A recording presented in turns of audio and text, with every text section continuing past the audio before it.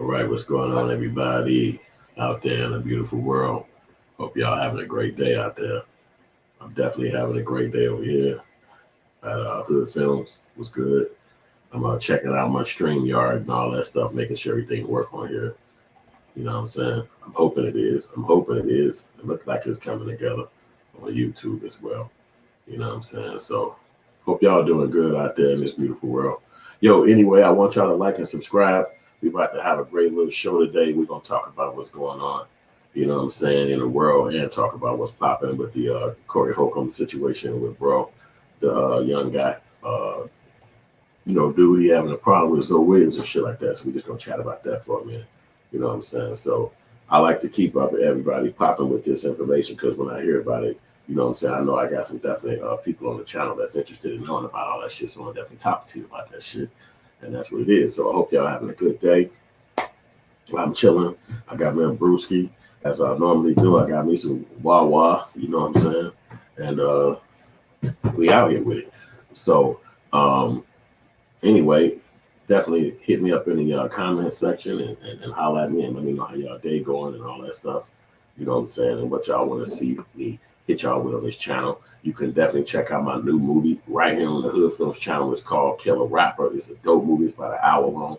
I shot that thing right on the south side of Chicago with all the great people being in front of the scenes and behind the scenes with me. So check that movie out. It's called Kill a Rapper. It's right here on my channel and it's free. I gave it to you for free because I know you be on the channel. You like Hood Films. Who the fuck is dude? I never heard of Hood Film. So check the fucking movie out so you can know exactly who the fuck I am. But that's what I've been doing for 20 fucking years. And the only way you're gonna know me is if you hear me talk this shit to you like this, because that's who the fuck I am. So anyway, the fuck with my new movie is called Kill a Rapper. It's an hour long. It's about 55 minutes. I was gonna sell it to the white folks, but I said fuck them. I'm gonna keep 100% of my motherfucking money off my products, and you can go ahead and go grab that and go check that thing out and see what's popping with that. Cause this is what I do. Yo, the other thing I got going, low key, what's popping, bro? Is my new book. This my new book. It's called How to Make a Hood Movie. You feel me? This is my first time making a book too, Joe. So I ain't had no book before this. This is my first book, and you can see me right on the back. When you watch my movie Kill a Rapper, this is my scene. I got a scene in the movie because I play in that joint, and you can see me in it. But in the book, it's like 27 pages, and you can see all the movies I made over the years, and I tell you how Hood Films got started, and Hood Movies got started, and all that. So if you want to see this book, if you want to buy this book, and I got the ebook on point too. It's called How to Make a Hood Movie. Just check that out on Amazon right now. You can go to Amazon.com. You can get the ebook section, or you can get the actual physical book. You know what I'm saying? So holla at me with that. You know what I'm saying? Help support the brand and all that, man. I'm grateful for y'all support. So look, I was checking out this interview that Freeze Love made a few days ago. You know what I'm saying? And so I was trying not to listen to it. I was just trying not to listen to it because I fuck with Freeze Love, but I didn't know if he was going to be mad about the situation or what. So I didn't even really want to listen to it and shit. But I said, fuck it, I'm going to listen to it. And so Freeze Love had a dope ass point. You know what I'm saying? And I'm going to hit y'all with his point real quick from what he said. And then I'm going to try to do another video where I can actually play it. You know what I'm saying? And then y'all can actually hear what he said on the video. Well, first thing he said, motherfucking, Zoe Williams is a motherfucking liar. That's the first thing he said. I'm not bullshitting you on this. He said Zoe Williams is a motherfucking liar. He was like, first he said they was homies and they cool, and him and all of them, they grown men and everything like that. But he was like, Zoe Williams is a fucking liar. He said Zoe Williams said that his motherfucking ass was knowing Freeze Love for 25 years, and Freeze Love said he really knew him for 35 years. He's like, I've been doing comedy for 25 years. So it made it seem like he was saying he was on some bogus shit for what he said, but really he wasn't on no bogus shit. He was just saying what he said. And he said he'd been knowing him for 25 years, but Freeze Love said it really been 35 years. He said he'd been in the comedy game. He'd been knowing Corey for 25 years because that's how long he'd been doing comedy. So he was like, I don't know what the fuck dude talk about. He said, I knew this nigga 5 years before I even started doing comedy. So Williams, he was like, so 25 years, that's off. And then he got into the point of saying that. And if y'all watch the playback on this, say you get a chance to see the playback on this shit, then just definitely hit me up and let me know what y'all think about it. You know what I'm saying? On the playback side of the game. Yeah, he really was, man. He really was one of the realest niggas. I fuck with Freeze Love, man, on all his shows. Anything that nigga be on, I've been fucking with him for years, but I always like Freeze Love because he had more skills than a lot of motherfuckers with the fact that he could always do all these characters and shit in different voices. He could do a Spanish motherfucker, a black motherfucker, an Asian motherfucker, an Arab motherfucker. He could do about 5 nationalities, man. This motherfucker cold. Russian motherfucker. I just seen him do Russian motherfuckers. Impersonation style. So where he was saying that, he said with them niggas being grown men, and he got a cold ass point. So if you see this on the playback, definitely hit me in the comments and let me know what you think about the whole thing that we went through over here on this channel. And so he said basically that with them niggas being grown men, that he said iron sharpens iron. Iron sharpens iron. So that means that in order for you to be better, you got to be a strong individual. And then that way you can make me better. Because if you're a weak nigga and I try to tell you something about yourself and then you all like, oh, get sad or get uncomfortable about it, I can't tell you how I feel about me or your relationship or something you're going through, then it's going to be some foul shit. And I understand what y'all going to say. Yeah, he could say that, but he said in front of the camera. And he was saying, Freeze Love was saying that Corey is a comedian. And you got to keep that into understanding that Corey is a fucking comedian. And the fact that he's a fucking comedian means he don't mind saying what the fuck he got to say. Freeze Love said in his own life, he said, I be saying shit to people hurt motherfuckers' feelings. I be saying shit, motherfuckers start crying off the shit I said. He said, so it's hard to say shit when you're a comedian. And I'm a motherfucking filmmaker, but I do comedy a little bit, and I talk shit just like I'm talking shit on here. And you can't say some foul shit to people and don't be really meaning it as foul as you sound.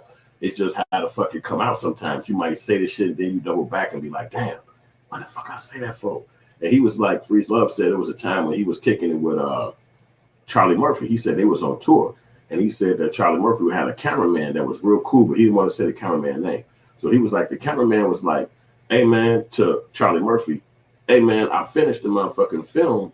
He said, Charlie Murphy said to the cameraman, hey, cameraman, he said, did you finish the film, the editing? And he said, dude said, yeah, I finished it, motherfucker, don't rush me, though. And he said, then Charlie Murphy flipped out on the nigga. Like, hey, man, what the fuck you talking to, man? I beat your ass, you hoe ass nigga. Bitch ass nigga, don't disrespect me like that. And then he was like, he said, then Charlie Murphy started talking shit to him. Freeze Love said, then Charlie Murphy started talking shit to him. Motherfucker, your ass too, nigga. You out here bullshit. You be fucking up, hoe ass nigga. And he said, hey, nigga, to Charlie Murphy. Freeze Love said to Charlie Murphy, motherfucker, you acting like a motherfucking asshole, nigga. Fuck is you doing? And he said, so Charlie Murphy told him, he said, Charlie Murphy told him, he said, look, nigga, we homies, man. And he said, he older than me. He said, Charlie Murphy older than me. He said, man, we homies, man. If I can't tell you, if I can't snap on you and get that shit off my chest, if I can't snap on you and tell you what the fuck I'm going through, then how the fuck are we friends? Then who can I tell it? Who can I do it to? If we homies and I can't tell you, nigga, man, boo up, be around, hoe ass nigga, man, and it don't have to turn into a fight, but I just got that expression out and I say how the fuck I felt about how the fuck I felt, then how the hell you gonna act like we homies if I can't do that? Then that make me a pussy ass nigga, because I'm around a motherfucker who, if I say some shit to him, it might turn into a motherfucking whole out war. And that's how it be sometimes. But that you know that ain't one of your motherfucking homies. So you gotta fade up off that nigga. And he said, I never thought about it like that. You know what I'm saying? He said, when Charlie Murphy told him that, he said, I thought about that shit. And I said, he right. You know what I'm saying? As homies, I should be able to tell you how the fuck I feel. It's almost like I always think about on a basketball game when you hooping, and maybe you come up there with your homie on the basketball court, and y'all could be playing against each other on the opposite squad, or just playing every man for himself, and then somebody get an elbow or a hit or a call get called. And it's like, nigga, respect our friendship on the court. And it's like, are you fucking crazy, nigga? Ain't no friendship on the motherfucking court, nigga. We homies when we leave this bitch. But on this bitch, nigga, is every man for his motherfucking self. And then after the game, somebody be like, damn, nigga, how you ain't even throwing the ball? You ain't even do. Nigga, what are you talking about? You can't play like that. I want to win. I ain't trying to just, what, we homies now? I got to throw you the. So people could get friendships misconstrued. You know what I'm saying? But by having that kind of situation where it's like, I'm only going to be around strong-minded people so that I know that if I do some shit wrong, that I could hear this motherfucker come at me, and then it's like, okay, I understand where you come from. I know he's a strong-minded person. He ain't gonna tell me the whole shit. And then I'll be like, man, shut your bitch ass up, nigga. You a whole ass nigga. And that same how Zoe Williams took that. He let the nigga go off on him, and he had all this funny shit to say about, look how I helped you. Look how he didn't come back and be like, nigga, you a bitch ass nigga. Who the fuck you talking to? Because iron sharpened iron, so he should have had equal fucking feeling towards this brother Corey, but he couldn't have it like that because he got a hierarchy mindset. He looked at it like Corey up here and he down here, and that's just okay. I mean, it's just how some people feel like that. You know what I'm saying? So I probably personally don't have a lot of homies with me because anytime a motherfucker try to play that hierarchy mission situation with me, I check that shit in the dope. Bitch ass nigga, ain't no fucking nigga over me. You crazy? Now, if that means we gotta be on this planet and we never cross paths again and be around each other, so be it. Because in my opinion, you got the friendship game fucked up. How you think you gonna come around me and make me operate the way you want to fucking operate, nigga? We both humans, we both grown ass men, and blah blah blah blah blah. And you could even be in that situation with your motherfucking lady, with your relationship, and she come in there and be like, oh, you ain't do this right, you ain't do that right, and it's like, bitch, who the fuck you talking to? Don't fucking tell me shit about what the fuck I ain't get right. Oh, why you acting like that? Why you snapping? Let me tell you the fuck who you around. You don't fucking tell me shit. We both grown motherfucking people living on this earth. You don't got no fucking dominion over no motherfucking body. And I always look at it like this. If you ain't checking them white motherfuckers at your job, if you ain't walking up and when Karen says some shit on your desk, you bitches get this shit off my motherfucking desk till I come pick it up from over there. If you ain't got that kind of energy for these motherfuckers who ain't your loved one, who ain't motherfuckers you're around all the time, then you a bitch ass nigga off that alone. And you know motherfucking well Corey Holcomb be snapping on white motherfuckers. He be snapping on homies. He snap on any motherfucker who he feel like cross his motherfucking path. He don't be like, well, hold on now.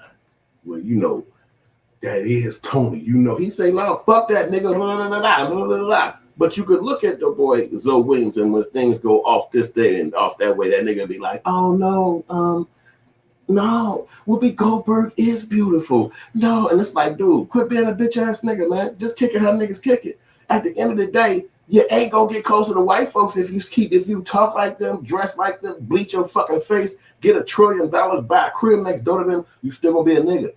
All you gotta do is look at motherfucking Michael Jackson or Bill Cosby. They have more money than you even think about having in your brain. When you think about being rich, you ain't even thinking like the kind of paper them niggas was fucking around with. And they still wasn't Caucasians. Michael Jackson and bleached his motherfucking face. Still a nigga. He even said that shit.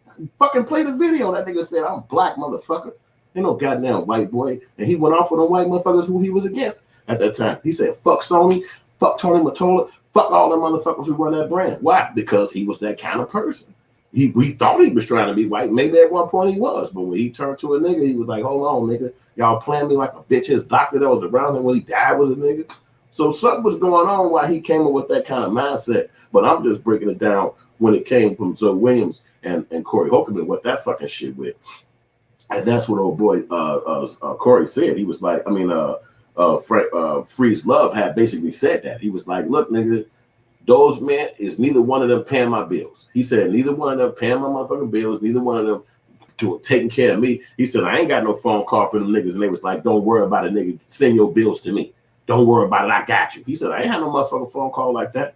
He said, so as far as I'm concerned, them niggas is homies. They've been knowing each other 10 years. Over that time frame, anybody could have a fallout with each other and they still be tight, still be homies. But I think that Freeze Love hasn't seen the kind of conversation that Corey been saying when it comes to talking about Zoe Williams, when he revealed about the money, when he revealed about how the money made him feel when he wouldn't return a phone call, when he revealed Corey said the nigga came back to the show every single show after that, and he just right there not putting no money up, not even mentioning the fact that he owed that money, and that made Corey feel a certain kind of way. So that's what it was, and that's what it is. And we could say the fuck we want to say, but I mean, I never lent the motherfucker 15, 20K, so I'm not going to even tell you how much that'll make me feel if a motherfucker run off on me and shit, or just don't. That's what we call it. If he run off, I mean, he ain't gonna give you a dime on that shit. He just run off on your ass. But being around you, run off almost indicate that the motherfucker, you ain't gonna see him for a while when he run off. But being right there around you, and he ran off, or he still ran off, but he ain't even left, or he just still right there. It's like, damn, motherfucker, you actually calling me a bitch ass nigga if I don't say some shit to you. And that's something else motherfuckers don't feel. That manly dynamic. Like, hold the fuck on. So if I don't say shit to this whole ass nigga, he ain't gonna say shit. So we just gonna kick it and shit. I'm just gonna see you splurging money and buying shit and investing in other shit. But when it comes to this thing that you know fucking well you responsible for, it's supposed to be like, yeah, nigga, that was just a bad day for me. So, you know, we all got our opinion on it. And I talk about that shit because I think it's dope when it comes to the dynamic with being around other fucking humans and people crossing the fucking line. And then what you should do See, sometimes if you don't speak up for yourself, you just a bitch ass nigga, man. It's no way around it. It's no way of trying to act like, well, no, they're religious, or no, it's their Capricorn, they some kind of zodiac. No, motherfucker, you just a pussy motherfucker, because there's times in your life when a motherfucker cross you and you will fucking go off the fucking left, you will flip out on their ass. And you know it might be somebody in your family or somebody close to your relationship or whatever, but you don't play no bullshit. And then there's sometimes when the shit pop off and you just be like, oh, you're 7 of y'all against me? Y'all could go ahead, man. I don't know. You know, I don't even really be doing all this shit. I'm just here right now. You'll let that shit pass because you know by going against that shit could be fucking detrimental to your motherfucking ass. So you'd be like, okay, I'm gonna let y'all go ahead and do y'all thing. And they looking at you upside your head like, don't let us do our thing. We'll beat your motherfucking head off your ass. You like, oh, no. You ain't gotta do that. Matter of fact, I'm gonna buy all y'all this shit. You know what? I just got a new job. Everybody in here that want one, it's on me. Because you know the repercussions about not having a perfect or a better fucking realm about yourself. But then when you might be around your loved one or your family or somebody that understand how you kick it, you might be able to be, you know, I'm crazy. You know, I go crazy. And motherfuckers be like, oh yeah, that's right. He do go crazy. Because they want to show you love. But you go crazy around certain motherfuckers, they be like, cool, there go another crazy motherfucker. Let's get his ass. So it's all that dynamic, and people, I think they pick and choose. And Corey was saying that. They pick and choose. Nothing happened necessarily, Kadani Talbot. What I'm kicking off is about, I heard the interview with motherfucking Zoe, with Freeze Love. He was kicking and talking about Zoe Williams and how Zoe Williams was, how he felt their relationship should have been. And that's the first time I got a chance to hear it. So I'm just kicking it to y'all. And that's what that was. You know what I'm saying? So it's like he basically was saying, as friends, that they should be able to, one friend should be able to say how he feel to the other friend, and it shouldn't turn into, I don't fuck with you no more, I don't like you no more, and all this bullshit that sometimes it be with friends. And that to me is a perfect example of how that can't be your friend, because he said, Freeze Love, that iron sharpens iron. So that means you have to have a strong-willed person that's willing to bounce back against you in order for the shit to be effective in your life. Because if you got what they call, and all of y'all heard this before, yes men, where it's like, hey boy, man, let's rob this motherfucking bank. And they be like, hell yeah, come on. Then you already know that motherfucker is dumb, just like your ass dumb. You know what I'm saying? But they might be yes men. You might need that in your life. It's a certain time probably when you need yes men in your life. But if they putting you down a fucked up path, you know what I'm saying? Like, man, shit, they got pills, nigga. I'm finna take these pills. Like, hold on, you didn't know that bitch. Nigga, fuck that nigga. Ain't the purple pills I seen them before. Like, you don't know what that bitch purple pills came from.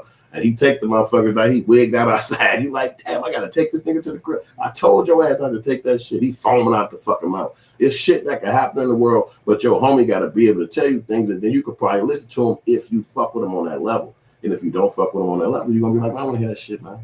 Fuck out of here, man. Yo, scary ass, man. Shut the fuck up. He always crying about something. I don't wanna hear that, man. So I think Freeze Love was kicking the points that was official, and I think that all of us had those experiences before where you might feel like that you got to tell somebody that's your friend about themselves, and you might got to kick it to them, even if it's real or if it's not real. You just got to be like, look, motherfucker, this is what I think. This is what you should be probably doing. And sometimes they'll take it the right way or the wrong way. But again, it ain't that $20,000 involvement too. You know, that's something else that I think that even though we all got our opinion, that make that whole dynamic different, because 20 G's is something else. You know what I'm saying? And especially if the motherfucker don't even want to speak up for or come to your rescue when you calling them like, hey, nigga, you need to fix that. And they still busy and they ain't got time for you and shit. You know how that go.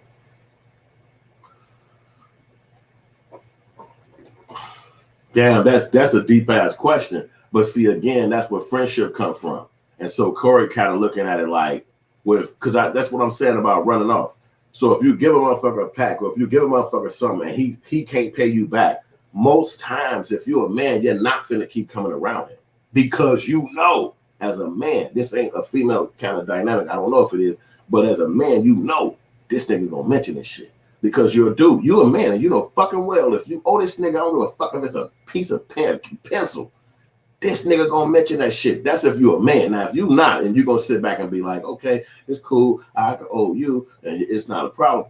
I don't know a nigga like that. I don't know how niggas think like that. Because it's not, I know if a nigga run off, meaning that you gave him something and he can't pay you back, he's not finna sit around you 10 times, 15 times, 30 times. So far, why dude came back around Corey? He gonna be on Kraig's Facts show tomorrow. That gotta be one of the questions they ask him. Like, if you owe somebody 20K, why the fuck you coming back around? Because you setting yourself up for the nigga saying, nigga, your bitch ass owe me 20, anything. This nigga get the point to say that. That's why I'm like, when he had that first problem of Corey giving him the 20 G's, as soon as Corey would have told me, this ain't him, this ain't none of y'all out there in this world. Yo, I put up 20 G's on that lawyer. I would have had to say, nigga, I don't want to hear shit about that bitch ass shit, nigga. Whatever the fuck you put up is on you and that whole ass lawyer. Don't bring that bitch ass shit to me. You feel me? Do we got a fucking problem? Because I can't give you 20 G's back. So I can't expect you to be on my back like, hey, nigga, you got a new job. Oh, you taking your kids downtown to dinner? I can't be on no road like that. So I got to tell you, the motherfucking second I understand that you think I owe you this back, we got to get an understanding. Are we going to war over this 20? Are you letting that shit lie? Because if you bring this shit up again, I got to act like Corey acted. Like, nigga, who the fuck you bringing this 20K up on, you hoe ass nigga? I ain't giving you shit. Now what the fuck you gonna do? And he did not say that. He said, I'm gonna make a payment plan. I'm gonna get myself together. And as soon as I get my shit together, he started being a bitch. And so Corey kept treating him like a bitch. So it's like maybe he was around Corey saying like a puppy. Like, I'm sorry for what I did, but I just work it out. You can't understand people's mindset. It's another human. So I don't know what the fuck he was thinking. I don't even know that nigga. You know what I'm saying? I'm just saying the psychology of how I grew up and what I understand in the world. I'm not going to be in debt with a motherfucker that's trying to come and tell me now that I owe him. That'll make, why you think I don't want to sign when I was younger to a record company or any of them rap deals? Because the understanding was that if you can't make the money back, you lose the fucking, your name, you lose all this shit that they own it there. And then they talking to you, talking about some, well, you owe us 400,000 or 300. You can't get that fucking kind of money. So why you sign a contract? And then you sign a contract and you cry like a bitch for the rest of your life. Oh, they got me in this fucked up contract. Nigga, you walked your ass in there and did that shit. The fuck you talking about? Your ass know how to read, write, and eat. The fuck you mean? But you came up on what you was coming up on. Maybe they gave you fame. Maybe they gave you whatever the fuck. But at the end of the day, you played yourself. That's just how I see it. But I'm just a different person. We all got our own opinions. The nigga should have never ducked that nigga on that 20. He should have told his ass, don't ask me about that whole ass shit ever again. What do you think Zoe ducked giving us the? Well, yeah, exactly. But my point about it, he don't want to. She say, why you think he didn't? Why you think he ducked the lawyer? And so that he did that on purpose, so he had to be held responsible down the line. Well, again, yeah, that's what the white man knows. See, the lawyer situation, that's the Caucasian. That's the Caucasian world. We niggas. So after the white dude fade away, and it's like, okay, I guess I got to pay the 20. Then the Caucasian is the over with. We niggas. And so if you gonna keep seeing me as your nigga, then goddamn it, I'm gonna call your motherfucking ass out. Because why? You owe me 20K over some whole ass shit you did when you know fuck. The nigga should have. Personally, shouldn't have whooped the nigga ass up in there. Because if he say he didn't know Aries, what if this nigga had a pistol in the fucking car? Like you literally don't even know this nigga. You just go start swinging on the nigga. He should have been the voice of reason, like you said he is, and walked his ass away. But he swung on a nigga and got his motherfucking roll out. You got to think of the damage a motherfucker like that did. He damaged Corey's show. He damaged the reputation of the show. Motherfuckers coming on there feeling comfortable, laughing. It's a comedy thing. It's fucking podcasting. He damaged the idea of coming on there and somebody feeling like that they could be themselves and let their head out, maybe drink and, be free without somebody being like, fuck that nigga. All my niggas finna come up and burn your bitch ass. You like, what the fuck? Hold on, man. I'm just, nigga, what the fuck going? What's wrong, dude? Oh, man, he the voice of reason, man. But if you ever say caterpillars are us, that nigga will kill you. Like, I actually said that shit. I'm drinking. I made that shit up. I didn't even know I said that. I know, bro. I couldn't have told you nothing. You said it twice. Like, oh, fuck. But this is a person that you got to try to pay off his motherfucking problem. Look, he the same nigga that if he was on that bitch and he was a gangster and he was like, nigga, any nigga come through here, boy, it's on. And then somebody come through there and he popped the bitch up. Well, yeah, he the same person. That's no difference. He just a motherfucker who called himself something different. But you ducking a lawyer because you know fucking well responsibility didn't kick in. Now, basically, all the shit you put out is starting to come back. And now it's like, damn, what the fuck I'm going to do? What the fuck I'm going to do? Oh, shit, well, I ain't answering to none of that shit. I'm just going to dip.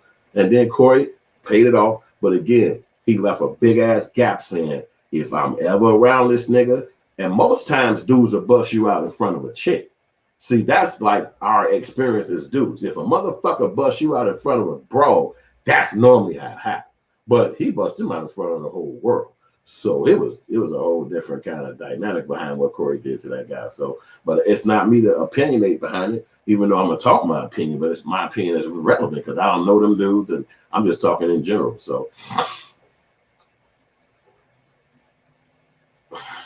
yeah, of course. But see, again, I think that Corey don't care about that. They saying he asking, is it a problem that everybody know that the story happened, that everybody don't know that the lawyer situation is dynamic is in there. They just saw that the argument kicked off like it did, and everybody got the idea about being embarrassed as a friend. And then some people might even come from the mindset of money shouldn't make you be like that. Like, I'm gonna tell you off in front of the whole world. Like, how can money make you be that fucking maniacal? You know what I'm saying? But then again, different strokes for different folks. It's just going to be all different humans. And then you don't know the dynamic in the friendship. And then Corey kicked it off by saying, y'all don't remember this part.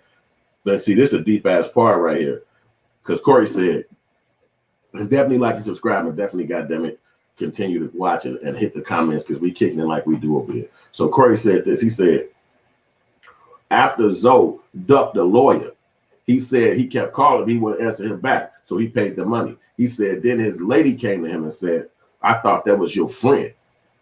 Now, the reason why I mention that is because Corey got a divorce after that. Remember, his wife divorced him. He's no longer with her. Since that fight in that damn place to today, Corey's wife didn't left. So he could be harboring the fact that she saw that sign of weakness in a relationship where he'll just be like, but fuck it, I pay the bill. Now imagine in your relationship where you paid the bill for that because in your mind you saying, I got to keep my motherfucking show running. This is my game. I'm into this. And then your lady come to you down the line and she be like, hey, I was seeing if you could loan my auntie this kind of money so she can get her damn shoe surgery. And you be like, what? How you giving your auntie shit? Fuck your auntie. What? You gave that nigga that money for that shit? Yeah, because I want to keep my motherfucking show. See what I'm trying to say? And now you stuck in some shit that this person ain't never got to even acknowledge because they ran off anyway. And you sitting back having arguments that keep picking up over time over this stupid shit because you fucked with a nigga who can't control himself. We don't know if those dynamics happen specifically, but I'm just saying that these can have been a thing that kicked off, but we would not have known because it's probably too embarrassing to know. Well, say at Trade 36, he said some so-called homies will do things at your spot, man, that they would. Oh man, this nigga, yup, boy, this nigga know his shit. So, yup. My nigga, you hit it, yup. Yup, that's real. That's 100 trillion right there, yup, bro. That's 100 trillion right there. So he's saying that Zoe, if you was at Zoe motherfucking crib or his show, that's why Corey kept saying, you ain't got no motherfucking show. You ain't got no studio. So if that was Corey's, if that was Zoe's motherfucking place, he would have never allowed nobody to have no fight in there. If Corey would have fought a nigga in there, he'd have told his ass, you can't come back up in here. You need to go ahead and fade off, nigga. You can't come back up in here. If Corey would have did that to his shop. But then he kept coming back with this, I guess, I don't know, because I don't know him, what his mindset for coming back was. Now, we didn't know the 20 G's was in the game, but Corey revealed that later down the road, but he kept popping up. He would have never allowed that shit in his spot. That's 100 true as a motherfucker. And then he knew that Corey is a nigga that's grinding. That's what Corey said. Go fight motherfucking Stephen A. Nigga, I'm grinding every motherfucking day. I can't fight I don't live with no bitch. I got to pay a big ass motherfucking rent and a big ass, I got to go, nigga. I ain't got time for that shit. And so I was looking at Tommy Sotomayor show. I don't know if y'all watched that dude. People hate that nigga, but I knew he talked about this situation. And he said, because he knows Zoe Williams personally, and he said that, and even Corey mentioned this, that he mentions this on Kraig Facts show as well. He said that Tommy Sotomayor said that he had went and picked up Zoe Williams with his daughter. And he said that they were going somewhere and they had went to some event. He said when they was at the event, everybody was leaving the event. And then he went to Tommy Sotomayor and said, hey, they was going to another place in the hills in LA, out in the hills, is further out. So he was like, can you take me to the place and then can you drop me off when we leave this next event? And so he was like, hell no, nigga, because I brought you over here with your daughter. This time to Moyo, because he knows the Williams. So he was like, I brought you over here. You got your daughter with you. I could take you up there, but I can't bring you back. And so he was like, okay, cool. So he said, so Williams went to Tariq Nasheed and asked Tariq Nasheed, can you take him to this new event? This is what Tommy Sotomayor is saying in their relationship at some point in the past. And so he said he went to him and asked him, can you take me to this event and then drop me back off? And he said, Tariq Nasheed told him yes. And he said that they did what they did. He said, but he was looking at him like this weak ass, this is what Tommy Sotomayor is saying about Joseph Williams. Damn, this weak ass nigga and shit. You motherfucking ain't got no car. You up here with your kid, you riding around. And he said, Tommy Sotomayor said that Corey Holcomb said that being like that was weak by letting Tommy Sotomayor see you with no car, having to get food for your kid. That made you seem like a weak man.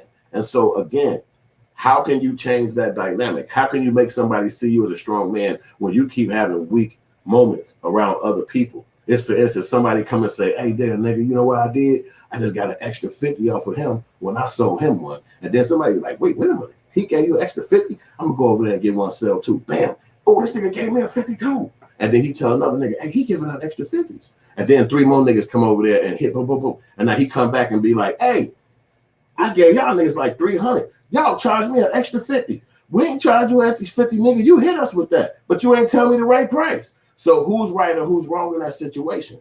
The guy who didn't have the knowledge, or the guy who just keep playing himself? The guy who playing the guy, or the guy who didn't have the knowledge? So I think that maybe Zoe just don't really have the knowledge about how to conduct himself around other motherfuckers. And if you watched his show, Zoe Williams' show, he had a show he did with Zoe Manchester where he was talking about his own life, and he talked about how he was a orphan, not an orphan, but how his brothers and all his family was orphans because his mother went to the mental institution.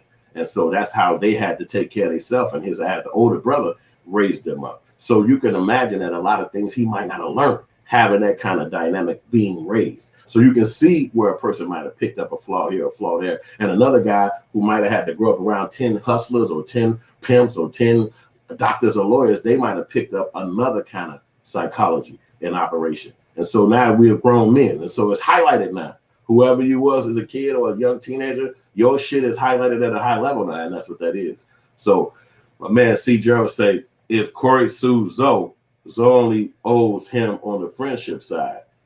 If it happened at Hot 97, will Zoe pay their lawyer fees or tell them to F off? But Zoe kind of owes on the friendship. Yeah, I do believe that too, man. But then again, you see that 20 G's, bro.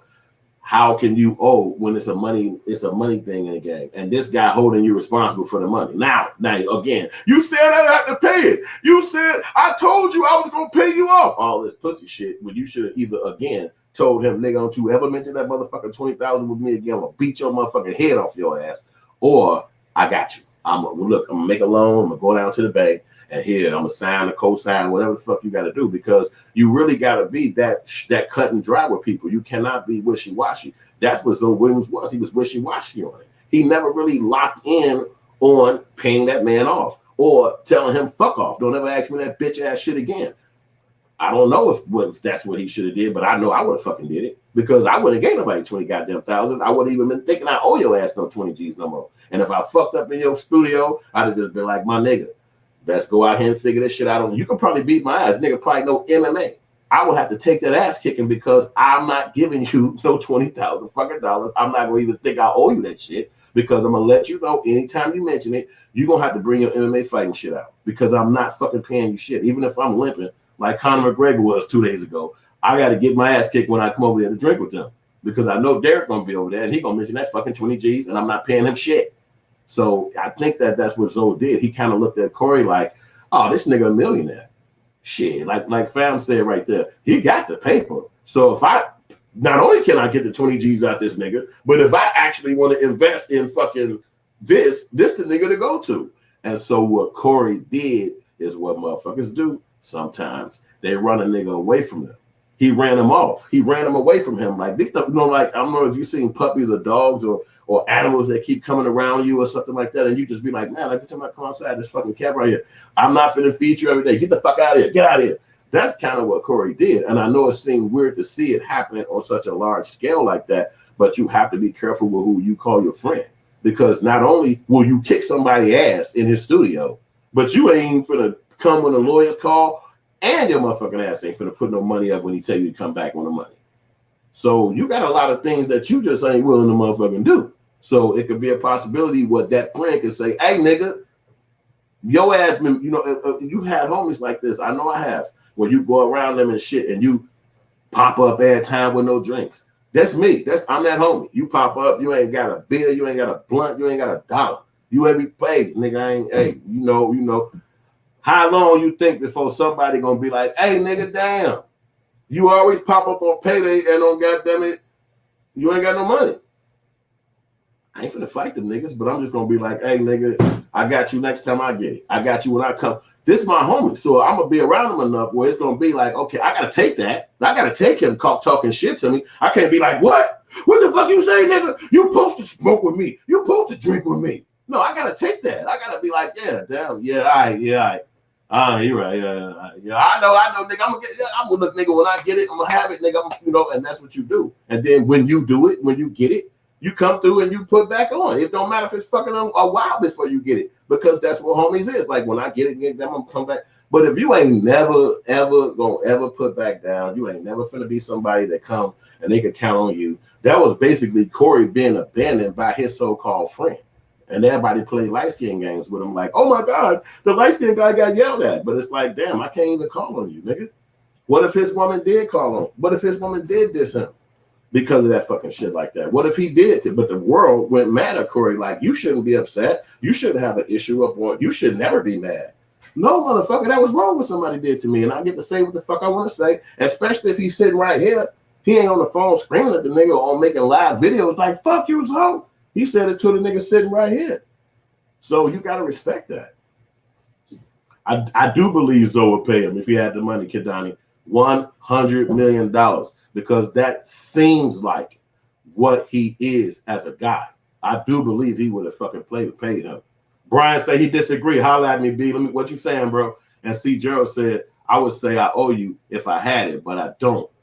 And you should have had insurance. Oh, see Gerald on some fucking official go get you a business license shit. Damn. You going back to the white folks on his ass. I feel you. Right. You take it back to white people, right? Where your insurance, nigga? You get because look, because this is what homies will do. You calling this a motherfucking studio, but you ain't got no insurance. You ain't got no official papers. This ain't no motherfucking LLC, no corporation. Now, hey, you cannot say Zoe Williams is wrong for coming like that. You're not going to be able to say he wrong for coming like that. You're going to have to take that and say you're right. I agree with you on that. Why the fuck ain't he officially a business? Why didn't he put because that 20 G's, he could have fucking just paid the premium. Would have been $1,000, and the lawyer or whatever would have went away. So you're right about that now, but I don't know how to answer that, because what do Corey even know about business? Do he even know how to start a business and shit like that? I don't know. I don't know the people like that. So, you know what I mean? Maybe that's what Zoe should have been saying the whole time. Like, nigga, we should make this a business, nigga. Let's make this a whole kind of business. Like, maybe it is a business. I mean, I don't know shit about all that. But that is officially a dope-ass question if that's the kind of shit that motherfucker, what you think he should have did then? That's an official question. Yeah. Cloud Wars, that's 100 though, because again, being a comedian, he goes. That's what Freeze Love was saying. Basically, that they're saying stuff to hurt people. The fact that Corey is a comedian, he's literally waiting to say words to hurt people. So when you on his show, if you pay attention to this shit just like I do, 90% of the shit he's saying is some motherfucking shit that's foul and evil and ignorant. Like, yeah, fuck gay people, fuck white people, fuck motherfucking anybody he can disrespect, he's saying. But I don't think he's saying it like really hate them. He just saying it because that's provocative. That's what artists got to do to make you pay attention. But maybe he do hate them. I don't know the nigga personally, so I can't say nothing about his personal endeavors. But it seemed like it's just comedy. You know what I'm saying? But I don't know. You know what I'm saying?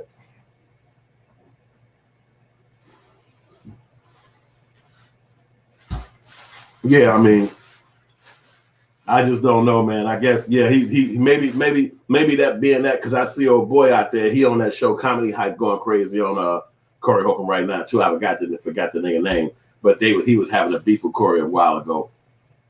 I forgot the nigga name, but he talking shit on comedy hang about Corey right now about how he losing his he's spiraling down and all this whole wild shit. But you know, when you get to that level, man, and you at a point where people know who the fuck you are, people paying attention to your content, people care about your endeavors and shit, even the people around you, because really Zoe Williams ain't even really no celebrity like that, but people know who he is because he fucking with Corey. You know what I'm saying? So it's like you gotta sometimes it might be ugly getting motherfuckers to get away from you. You know what I'm saying? I don't think that Zoe could pick up the hints. I don't think that Zoe, like you said, Corey was saying shit about him. I remember when Corey was talking about that 20,000, and Zoe was like, "Why you keep bringing that up?" And Corey flipped. He was like, "Nigga, because I had to pay that shit. Fuck you, man. I bring that shit every goddamn time." He just said it, and then Zoe didn't come back with no argument. He just kind of let it go. But I remember with that moment when Zoe kept saying that you keep bringing that shit up, and he said, "Hell, motherfucking yeah, because I spent that 20 G's." So I think that Corey probably couldn't make him stay away or didn't know how to tell him, "That's enough, nigga. Stay your ass away, man." Because that's what what's name was saying, that they've been friends for so long that it was probably hard for him to tell him, like, "Go on, man." You know what I'm saying? They probably knew how to come back around each other. Like, "Yeah, nigga, my fault for that shit, but you know shit. You know how shit get, nigga." I think that he didn't know how to tell him not to come back around, and that's why you always saw so Williams around. You know what I'm saying? Even with the 20K on the deck, it's never made him feel like, let me get some room, let me go out of town, let me fade up off this nigga. And he just was there every time. So he kind of left himself open for somebody to disrespect you and play you because, yeah, that's that nigga name. Yeah, Alex Thomas, he up there talking shit about Corey right now. But it may have meant that. And then honestly though, he ain't even got the mentality of Corey Holcomb. He don't have that mentality. He's a more solemn guy, a more balanced mentally, if you will. That's what he tried to come off as. But you know, I guess he kept saying if a person pushes buttons, he gonna flip the fuck out. So I guess it turned into that. You know what I'm saying? But you know, when you owe a nigga 20 G's, it's like, hey, I don't give a fuck what you snapped off for. Where my money, bring my money around here. Quit coming around unless you got the money. And so I think that Corey was just tired of seeing that nigga, man. Like, tired of seeing you, man. Get the fuck out of here. And so even when he was on that show, and they was like, dude asked him, "Why didn't you kick Corey ass? Why he said, why didn't you fight him when Zoe Williams said he'd kick your ass?" And then Corey was like, he said he'd kick my ass. And everybody on the show was like, yup. And he was like, I ain't hear that part. But he was like, I'll tell you right now, I whoop motherfucker Zoe Williams' ass. And I'm like, damn, he went crazy on so y'all should have saw that motherfucking show. Because Corey snapped. And he was like, if that motherfucker, they was like, he gonna be on the show next Tuesday, which is tomorrow. So if y'all want to check that out, it's gonna be on Kraig Facts show tomorrow night. You're gonna get Corey, you're gonna get Zoe Williams on there. So Corey was like, I'll come down to the show next week and whoop his motherfucking ass for y'all in front of y'all. And then he was like, no, don't do that. So yeah, I mean, it just came out to be like that, you know what I'm saying? So Brian said Corey crossed the line and then doubled down this week with that t-shirt. Yeah, that was crazy. Yeah, that was crazy. He said he replaced his own. Yeah, I did. Yeah. Oh, yeah, that was foul. It was, dog. You're right about that. I forgot about that t-shirt. If y'all didn't see that t-shirt, he got the motherfucking t-shirt with it say I pay you when I hit you with a lick. It's that line that Zoe said, I got you when I hit a lick, and then it got Goofy the character. From Disney, but it got Zoe Williams' body from his Zoe Manchester show, but then it got Goofy the character from fucking Disney on the shirt on the head. So it's embarrassing than a motherfucker. And it's like he got the song. I don't know if y'all heard the intro to the show last time. When Corey do the intro, he go crazy. He snap about all that, hit you with a lick, man. It's funny as hell. He changed the intro to the show of 5150. So if y'all ain't seen it, y'all gotta see it, man. You know what I'm saying? I'm gonna holler at y'all about that shit because you know this just type of shit I like, man. So I appreciate all of y'all watching. I appreciate the comments, man. Keep them coming. Let's do it. So see Gerald, what he say? Don't tell me not to worry about it and then keep bringing it up. Yeah, I would. He said, but Gerald said I would have stopped coming on that show once I had to ask why he kept bringing it up. Yeah, because. And see, you see, I'm trying to say, Gerald, it's all about the mentality of the human, of that person, because you see it like I see it. Like the fuck, I'm coming around this motherfucker and I owe him money. That's just like balling your lady or somebody hitting your woman and then coming back up around you all the time. And anytime somebody mentioned ladies, he'd be like, hell yeah, because you know how I do with the chicks, boy. You'd be like, you fucking cheated with my lady, nigga. And it's like, but you know, I ain't talking about her. I'm talking about before her. And then how many times before that happened when somebody come and mention girls again, and then he'd be like, yeah, nigga, catch me with my shit. You know the hoes love me when I wear that fly shit. Maybe that's how this nigga fuck my girl. Like you thinking this shit in your mind. So it take that time when Corey was just gonna snap the fuck off of that nigga. And I think, like I said, run him away from him, make him not come around no more. Force him to have to be like, stay the fuck away from me. And I think that's what you saw. That's what we saw in there. Because we all saw it, and it's been a couple of weeks now. It's been about a week and a half and shit since that occurrence, almost 2 weeks.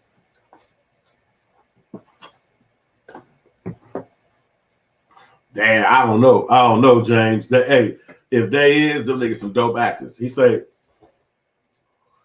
what if it was a plot just to get more views? How would we know? Because when you saw how, I think that you could have been right on that. That would have been a good synopsis until you saw when at the end of it, when Zoe Williams was like, I tell you I'm a man in front of your face. I tell you I'm a man in the streets. We can go outside. I tell you outside. We can fight about it. And then Corey said, quit saying fighting. Don't mention fighting no more. That's when I don't think it was fake, man. That's when I don't think it was fake. And I think Corey got real. I think Corey got really on that nigga head. And he was like, if you mention fighting again, he kept saying, you don't want that to go. And it's going to go bad. So I'm like, damn. So he said, damn, yeah, oh yeah, yup, Sean Weezy, you know that's a hood statement right there. He say, how are you smart and ain't got no bread? But see, I think that the people don't believe him. You know how JC said you need more people. I think the people don't believe Zoe Williams is that person. I just think that because he fucking sitting right next to Corey. Nigga, you supposed to be where the fuck you want to be. But I don't think people believe it. I think, and then he see Gerald say because life is rough. He say life is rough.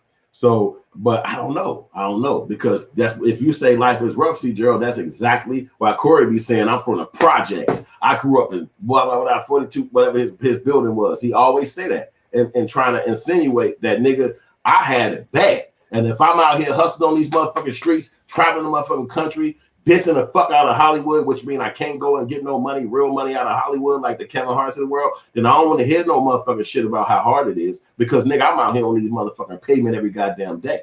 And I think that that's the thing right there. So it's like, do Zoe Williams work hard enough and all that? I don't know him like that. But I think that that's kind of hard to say on that. You know what I'm saying?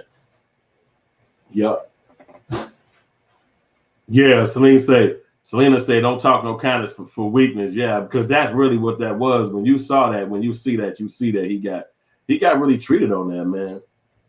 Yeah, Cloud. And I honestly, Cloud Wars, I don't believe so either, bro. Because if you so eager to smack the shit out of motherfucking Freeze Love, and you so eager to smack the shit out of motherfucking Aries, but then when it come to Corey, you ain't got no smoke. You ain't got no smoke. That was weird to me. And you keep talking about voice of reason, but you didn't have no voice of reason for motherfucking what's the little nigga Aries. You were whoop his motherfucking ass and he getting drunk. He's sipping. You know fucking well he ain't ready to fight you. Even if he stood up, he couldn't fight you because he's drinking fucking alcohol. And plus he don't know he's gonna get into a fight because he don't know what word is gonna be your trigger word and shit. So I don't believe in either. It's like no. And then he don't even seem like a person that's relevant and real because when it came to telling Corey about his motherfucking money, he didn't say, nigga, don't ever mention that shit to me again. Or he ain't say, nigga, I'm gonna pay your money Friday. He just let that shit kind of linger on. And it's like, he a whole ass nigga for that. Yeah, low key, I agree. That was a punk move. But you know what? Everybody, we need to check him out tomorrow. He gonna be on Zoe Williams show.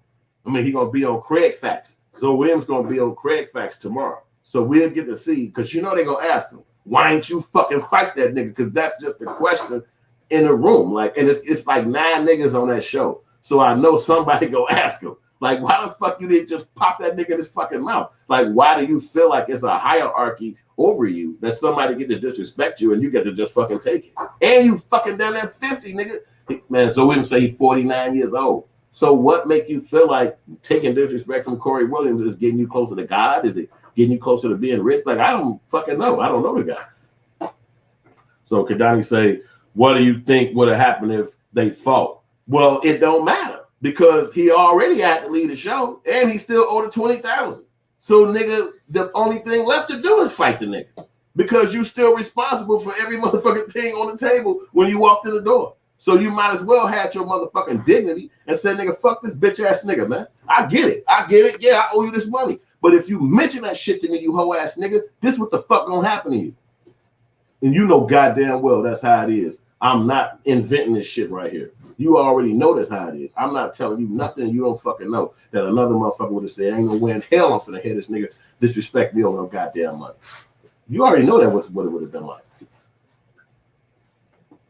Okay, C. Joe said, I think Aries and Corey's situation was different. Plus, Zoe seemed like he's regretting it happening whenever Corey joked about it all the time. Yeah, C. Joe, because the whole world saw it. And we don't know what kind of comments he got in the background behind that, man. Everybody saw that fight. But you got to think about it. And this everybody might not agree on this or not, but the man was drunk and he was getting drunk. And it's like, okay, what did you win that fight? Did you really win it on a drunk person? I don't know what his mindset was, but I think that technically for somebody to call himself the voice of reason when it come to Aries, he should have got up and walked out the room. He would have never lost no fucking nothing. He could have just got up and walked the fuck out. He could have grabbed a fifth of drink and just got up and walked out the fucking room. But he didn't. And for whatever reason, it went down the way it went down. But the fact of the matter is that by fighting that guy, he kind of made himself responsible for the money if money had to come about in the future.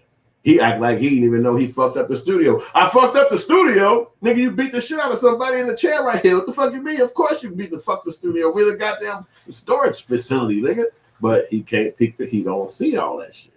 You know what I'm saying? So again, what kind of nigga is he? He gonna be on Kraig Facts tomorrow, and I'm gonna be definitely watching that shit so I can come back and holler at y'all about it. But I'm gonna keep my 100 honest opinion.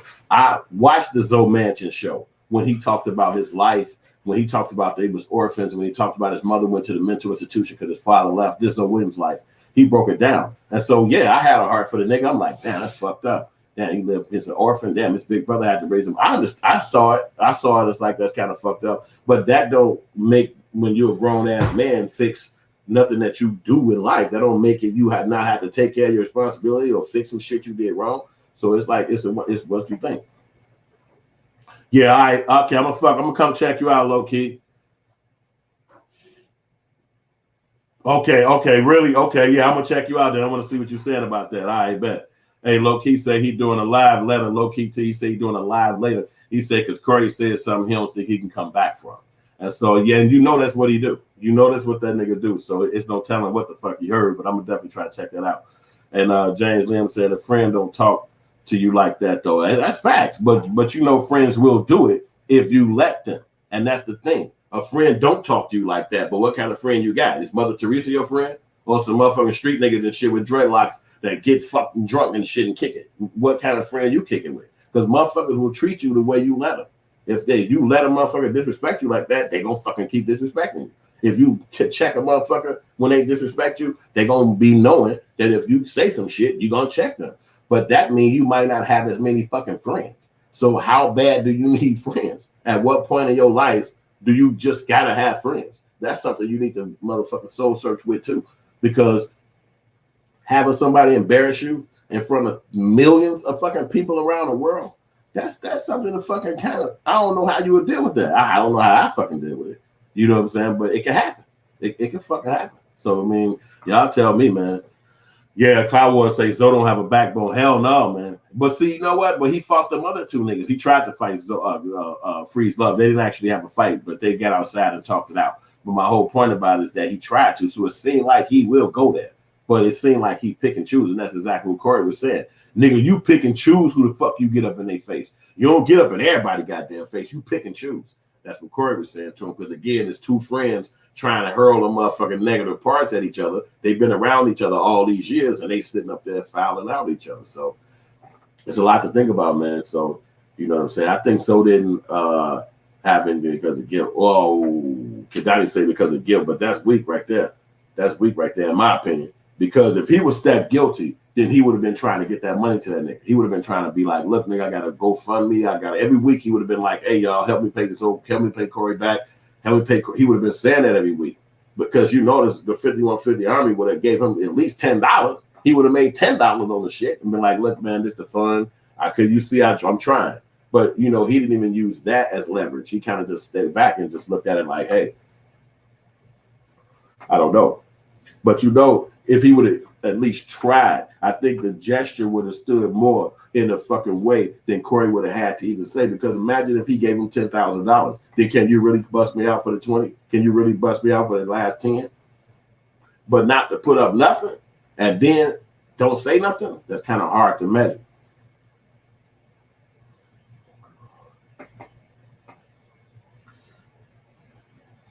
Yeah, he is a big nigga though. You're right, Justin, because that nigga Corey a big nigga. So I don't think he probably wanted to fight that nigga. You're right.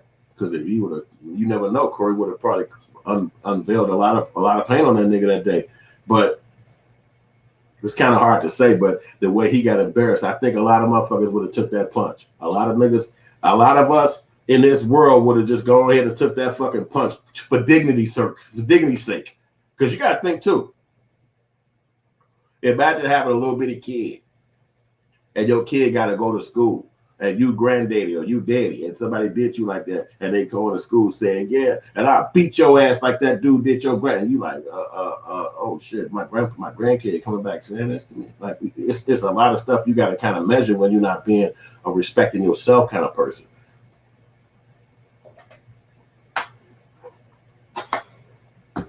Yeah. Yeah. Corey, hey, Cloud will say Corey doesn't respect so relationship. Yeah, yep. Yeah, because he tried to counsel him. You're right, but he don't respect him.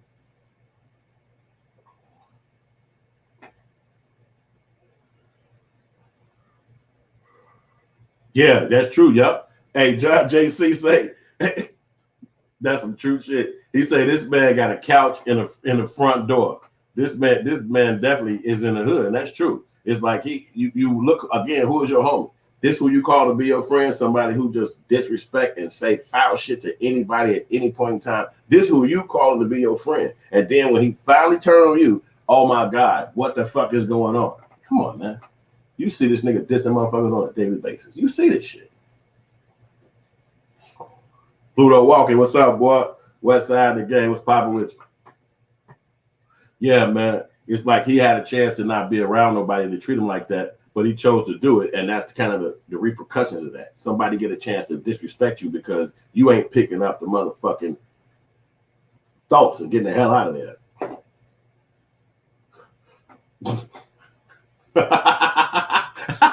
yeah. He said my granddad told me I'm the bigger man by not fighting. Yeah, you'll have to be because imagine they see your granddaddy get his ass kicked. You done in school. It's over with. It's gonna be bad for you. You know what I'm saying? Kids gonna be looking at you like, man. Ooh, they go. Well, imagine the little shorties that be skipping school. They know too, but they don't be sitting in class like that. They be getting out of school. They see the granddaddy getting out. Corey, what about the Corey? Zoho about to beat your whole ass.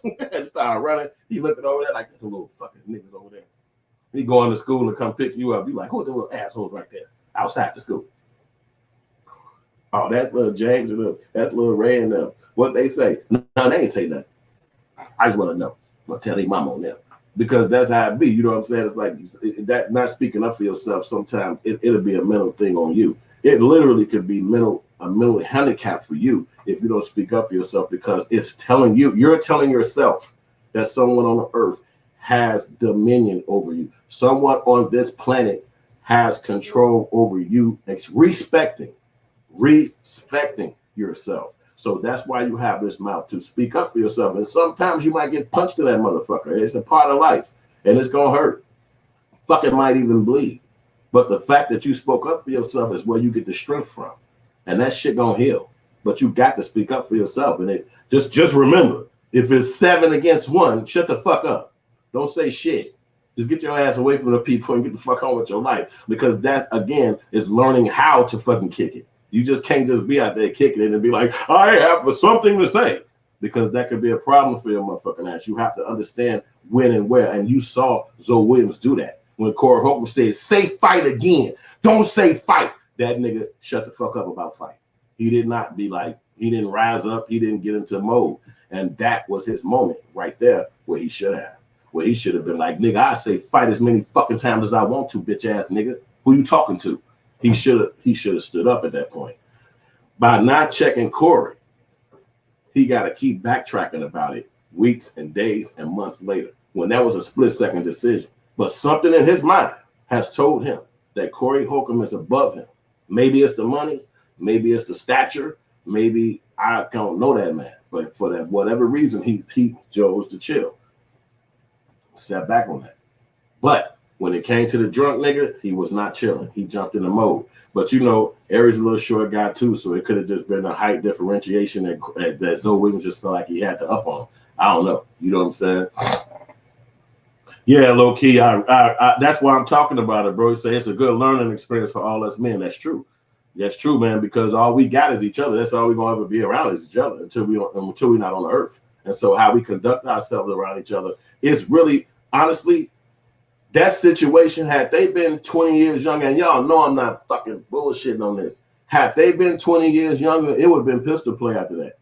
Because all Zoe Williams would have had to say is, yo, this nigga Corey called me a bitch. And niggas would have been like, what? Oh, fuck that. And they would have came right down there to that motherfucker, and Corey would have had a problem getting to that car. Y'all know I'm not fucking kidding. You know I'm not kidding. But even probably before that would have happened, when Zoe didn't come back with the lawyer, he would have been like, this nigga trying to run off on me about this motherfucking lawyer. Oh, what? Oh, I seen that on TV. We finna go see that nigga. But even before that, when Aries Spears would have got elbowed, he'd have walked off that motherfucking show like, I got drunk and them niggas jumped me. And niggas would have been like, Corey and Zoe, we finna kill you niggas. So it would have never got to them points, because if they was younger dudes, the pistols would have been involved a long time ago. So the fact that it can be just words today, that shows testament that it's adulthood. That shows a testament that it shouldn't turn to pistol play because of even a physical fight. Aries Spears could have went and called anybody and just been like, I saw that, man. I got a career out here. It could have turned negative. So that's why the fact that it didn't turn into a fight, the best thing for them two dudes to do was separate, man, and go on in their different lives. Because by being around each other and owing 20,000, man, that's hard, man. That's crazy. And then the fact that again, you heard, I don't know if y'all heard, but Corey Holcomb said, that's what it is. I said iron. That my man, thanks for Pluto Walk. He said steel sharpens steels. So a man sharpens man. That's what it is. I kept saying iron. But look, the fact that they didn't turn into pistol play show you that they have matured as men, because of the level of embarrassment that we all saw go down on this show. That was a level that was hard to deal with. That's why sometimes you get infuriated when you've been talking about it and you want to be like, nigga, if a motherfucker do me like that, nigga, I read up with the, because when you see it and you see how what he had to endure as a man, it's like, what the fuck is wrong with him? What is all of us sitting at home like, I would never take that. Maybe he was froze. Maybe he was just, he didn't want to lose the friendship. Like, we don't really know what his dynamic was behind that. But at the end of the day, that was some deep motherfucking mental problems that he was dealing with. And accepting that. So it's a lot of learning that we all going to do as adult men to fucking see that go down and not act out in a negative way that can get both of them, all three of them, or everybody in the room locked up. And you know how it can go. Yep. Stone Ben, he come with that same point. He said if Corey had insurance, the insurance would have paid for the damages. Corey had his mouth instead of offering a free apology and sell it up for the court for 20 bands. Yep, I agree with you, fam. But I don't know if Corey got the knowledge to know how to start a business, if he even understand about how to get lawyers, even if would the insurance companies even insure you in a fucking storage facility? Like, how we don't know them dynamics that they gonna definitely be calling up and saying, yo, if you in a storage facility, you can only have 2 people in there. You can't have 5. You know what I'm saying? We insure you, but you gotta lose 3 people on the show. We don't know all of the things that could have happened with the insurance game, but that is facts. That's 100% facts. If he would have had insurance on that shit, that would have just been a deductible payment, and it would have been like, yo, but you know, he would have probably had to ban motherfucking Zoe from that show and been like, yo, it would have been way less than 20,000, but he would have had to tell his ass, you got to go. That's it, because we don't know who else you might do that. And I think that was a flaw for Corey right there. 100%, Justin Hunt, that LLC. He would have had to do that in LA. And that ain't nothing to do. It's real simple. It don't cost no money up in LA too to get that. But he didn't do it. And so I agree with you. By not doing that, he set himself up to look like that he just wasn't ready. Corey wasn't ready to really be in business like that, because you got to cover for shit like that. That's something you got to do. If somebody come in here and kick it off or jump on another motherfucker for something, that's a possibility in life. You can't always you don't want it to happen, but it can happen. So that's what it is, man. So I'm just glad all y'all came over here to holler at me and kick it with me on this subject matter, because we kicked it tonight. We've been chatting it up about, you know what I'm saying, the Corey Holcomb Zoe Williams show. I kicked off this show talking about how Freeze Love had made a statement a few days back, and he was talking about how he was friends with both of them, and he was been friends with them for mad years, and how he thought that Zoe Williams was actually lying. And he said that Zoe Williams was lying only because Zoe Williams said that they was friends for 25 years, when in fact he believed they had been friends for 35 years. He said he'd been friends with Corey for 25 years, but he had knew Zoe Williams at least 5 or 6 years before he even started doing comedy. So he said that that's the reasons why it didn't turn into a physical fight when they went outside to go fight on the show. And so, but it would have been because, you know, again, we know now that Corey Holcomb may get it in. You know what I'm saying? So, but it's just been a dope time chatting with y'all and kicking with y'all on here, man. I love y'all. Thank y'all for helping me build up this station, this channel right here. We've been rocking and rolling with Hood Films. I've been putting up more stuff about this. I'm gonna talk to y'all too again tomorrow about this, and plus I'm gonna put the information up about Freeze Love and everything he said on his interview, because he just was kind of talking about this because he's really close with them. But you know, him being his own man, he went off to go build his own shows. So I've been paying attention to Freeze Love shows too. But you know, now that this situation happened, everybody was asking him, so he gave his little point. So I'm gonna make sure I'm gonna try to set that up so y'all can hear that directly, what he was saying. And but it was really dope what he was saying. You know what I'm saying? Yep, yes, that's facts, man. He should have people signing waivers, yep, because that's a part of you saying I'm in business. You feel me? That would stop all of that if you, and then like you said, if they would get into a fight, if something happened, then you hear on your own risk. You got, it's called 5150. It would be a no-brainer to make a one of those little law things that say, if you get into a fight on this bitch, that's on you. If you have a fight on this bitch, nothing is coming from me. They do that when they do them white shows, when it's like I don't know, Fear Factor or some kind of island they living in shit or something like that. They be like, if your ass gets stung by a motherfucking centipede, if you fucking die on the river or fucking whatever, nigga, that's on you. And them motherfuckers sign that shit all the way up. This gonna make my ass rich one day. So it's like that kind of mentality that you gotta have now. And if Corey don't come up with that mentality, then the further shit they go down in his motherfucking situation is gonna be on him. Because you got to think like that. And especially in Hollywood, when you're trying to be around motherfuckers who get fucked up, get high, get drunk. Anytime they pop up, ain't no rules, ain't no legal. Well, she can do what the fuck you want to do. And y'all all in the room. Even if they call themselves the voice of reason or the messiah of religion or whatever the hell they call themselves, you still be on your game and be like, sign this before you go inside. That's a business move, man. That's psychology right there. That's good thinking. Yeah. Yeah, well, you know, I don't think he did. I don't know. Hey, bro, Bergen, he said, did he have it in the business format? I don't know. I don't know nothing about their personal endeavors. I'm just really just talking about what Freeze Love said about it, and that's a good opinion that they should have had a business situation set up so that the 20 G's wouldn't have went out the door like that. Because you never know if that would have made him lose his kid, lose his family. He could have lost his relationship when he lost his wife. She could have been saying to him, but you put that 20,000 up for old boy. And when I asked you to invest in this, my girl hair salon, you told me no. We don't know personal relationships, so we don't know. But that could have been the reason why their relationship broke down. Now, Corey might have never admit that, but we know at the time when this happened at that fight, he was married, or he was with that lady he was with, and then he said she asked him at the time of the fight, and the lawyer was called up, and she was like, hey, I thought that was your friend. That's what Corey said. So I'm assuming that he was still married at that time. And he was like, damn, I felt like, what the fuck? damn. But the fact that he didn't get that call back from Zoe, maybe that could have made his lady be like, damn, you weak as hell. You know how your relationship be? She could have been at the crib like, you ain't gonna go kill that nigga, but you in here choking the shit out of me saying you gonna kill me. And you sitting this bitch like, oh fuck. Oh yeah, shit. What you gonna do?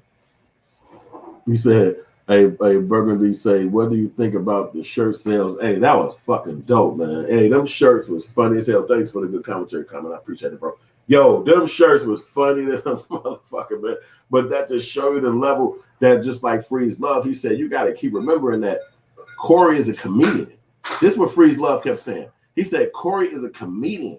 So everything he says is to be negative and foul and hurt people. That's what that's his comedy. That's how he talked as a comedian. And then you got the bro, Zoe, who's really not like that. He chilling. Okay, I'm sorry. My fault, Burgundy. My fault, young lady. Oh, I see the pink. Yeah, I'm supposed to pick up on shit like that. My fault. Yeah, but yeah, appreciate the comment though. Yeah, but that is true though. You know what I'm saying? Yeah, you know, no. Hey, C. Drill said it could be all those women he talked about being with.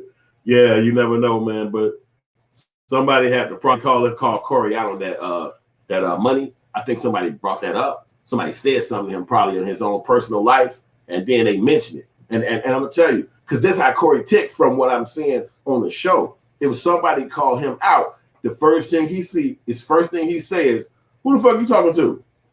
And after he had that argument with that fictitious person I'm thinking of, he thought in his mind, I'm bringing this shit up on this nigga. The next time that motherfucker say anything, now he probably just thought this in his mind. And then as soon as this nigga Zoe got on there saying, you a hypocrite because of what you do. And that was it. Corey was like, motherfucker, who the fuck you talking to? And you nigga, and you owe me this. And everybody, we all sitting back like, what the fuck? What damn? Is this really happening on the show? And he just kind of like basically cussed everybody out on the show. But what was happening is he cleaning up. He like, you get the fuck away from me. You can stay, but your ass better be on your game, right? It's like that. He just snapped on everybody, cleared up the whole motherfucking bank. And I thought about that shit. I said, if you had a job, at a 9-to-5 job every day, and that's your job, and they bring your ass in the room, and they be like, look, motherfucker, you fucked up this thing. The machine is broke. We got to pay $20,000 to get the fucking machine broke on your fucking ass. You did it. You don't get to be like, yeah, but you're a fucking hypocrite because I told you to go to lunch with me, and you said you couldn't go to fucking. You don't get to say that in no fucking job. So in a lot of ways, Zoe was on some bullshit by even saying that. Because at a job, when they come reckless at you like that, you're supposed to just eat that shit and be like, yeah, I fucked the machine up. Yeah, but you know, there's other people work on the machine, but I guess I'm the person who fucked the machine up. You got to just take it. You can't go in there and be like, no, fuck that. I'll fuck that machine up, but what did you do? Your goddamn car don't work. Like, the fuck is it? What? Nigga, you fucked the machine up. You got to take that. You got to just eat it. So he up in there saying all this bogus shit that Corey did, and 100%, Corey looking at his ass like, are you fucking talking? You fucking talking? So, there you go. Well, yeah, but see, again, that's how you would kick it, C. Gerald. He said if you want somebody to leave, just tell them to leave. But that's how you would kick it. Some people, and you know I ain't bullshitting on this, they'll wait for you to get into debt to them. They'll call your ass and be like, you need something? I just came. I won a lottery. I could bring $550 right now. Like, I don't really need 500. I don't need $500. Nigga, I won a lottery. I'm just gonna come bring it to you. And you like, I don't need $500. Like, look, I won a lottery. I'm giving it to you. And you sitting back like, just hit me. Okay, thank you. You go and buy your shit. Now they hitting your ass back like, hey, well, shit, it's Christmas, nigga. I know you got that $5 back. Nigga, you ain't telling me I have to pay that back? Who just get somebody $500 motherfucking dollars? Now you in the hole with somebody because you ain't even imagined that this person gonna come at you like this, but you took it. Now what? Who in the wrong? Who in the right? There's a lot of those kind of dynamics and friendships that you gotta kind of be thinking and shit, man. And that's just the real stupid shit about this game. You gotta be thinking about this shit. Like, who are you gonna fuck with, man? Yup. Varsity Tights say children do that. That's true though. But who the fuck we know our friends is, man? Who the fuck is our friends? Who the fuck? You got your friends, I got my friends. Who the fuck is our friends, man? We all got to fucking figure this shit out. We don't know them until some shit like that go down. You know what I'm saying? maybe 5150 has to die. So this motherfucker right here, man. Hey, Robert T. Crazy than the motherfucker. He gonna say maybe 5150 has to die so Kraig Facts podcast can live. Yep, because I'm sure gonna be watching that motherfucker tomorrow, man. I'm gonna be watching that bitch because they say Zoe Williams gonna be on there. So I know he got like 9 niggas on that bitch. It's like, it ain't like the other show. It's like it's packed of that motherfucker. It's about 9, 12 motherfuckers on that bitch. So I'm like, by the time they get to talking shit on this bitch, this shit gonna be funny to the motherfucker because I know for a fact somebody gonna ask Kraig Facts. Kraig Facts gonna ask Zoe Williams, why you ain't hit that nigga in his motherfucking mouth? It's 9 niggas on there. If they don't ask that question, I am not fucking with Kraig Facts show again. Not that they want them to fact, but the question has to be asked. You got a man yelling at you, talking shit to you, all these words he's saying that's making you feel weird and shit in front of the whole world. You have one motherfucking job, nigga. Why ain't you pull it off? So I don't know. Maybe again, I got 1,000 ideas. Y'all probably got 1,000 ideas why he pulled back and didn't do it, but he beat the hell out of the other little motherfucker on the show and didn't care. So why is that? I don't know. Say Dennis Jones said, but if that job tells you don't worry about the machine, okay, here you go. We'll pay for it. You good. Guess what job can't fire me later? My nigga, D. Hey, hey, nigga, they fired me every fucking time I fucked the machines up, my nigga. Every goddamn time, man. So I don't know. That was hard to say, but they go. But you gonna try to sue them or some shit? The motherfucker be telling my ass like, hey, I know we told you the machine can be fixed, but after we had our last meeting, and look, it wasn't me. They decided they're just gonna part ways with you just for now. You can reapply in 7,900 months, okay? But when you do, you put my name on there, all right? Make sure you put my name at the top of that bitch. And you like, what the fuck? Hey, yo, see, Jersey, I established from the beginning that, damn, I missed that one. Yeah, he said, I don't owe anything. Otherwise, I wouldn't take it. If you come after me later, you ain't the type I'm messing with anymore. Yeah, that's true. These again, the friendships, man. You keep fucking with a motherfucker that'll play you like Corey did him. He should have never been on that show no more. He should have ran from that shit. Oh, okay. It's one of them, Brian. I don't know. It was one of them, bro. Hey, Robert T say Zoe's a guest. Zoe's a good guest, y'all. Craig's partner, the dark skinned dude, will ask the hard questions. Yeah. Yup, that dark dude. Yeah, because he the one who came at Corey, man. He snapped on Corey. He was like, hey, nigga, what's up with all that cat? Everybody was like, yeah, Corey, we love you. Yeah, hey, Corey, yeah, everybody. And dude, that dark skinned nigga was like, hey, nigga, what's up with all that cat? And Corey was like, huh? What? He was like, yeah, he said gonna beat your ass on the show. You right, dude. That's the nigga who probably gonna say something. And Robert D. says, Zoe's a great, this shit moving like all like Drake, the correct brother, the dark skinned guy. He was telling me to start watching Corey years ago, and he did everybody and everything gay. Real. That nigga crazy. He went crazy. Did his Charles laugh. And Burgundy Blue say, real, yeah. Yeah, y'all going crazy, man. Hey, y'all know, man, we watch the show, man, so we just talking shit about this shit. Zoe canceled this show today. Oh, straight up? Hey, get the fuck! Damn, so he ain't gonna go on that? Damn, that'd be fucked up if he did, man. I hope he do. What's up, Cali Bay? What's up? Black Warrior Spirit, Cali, what's good? Salute, King.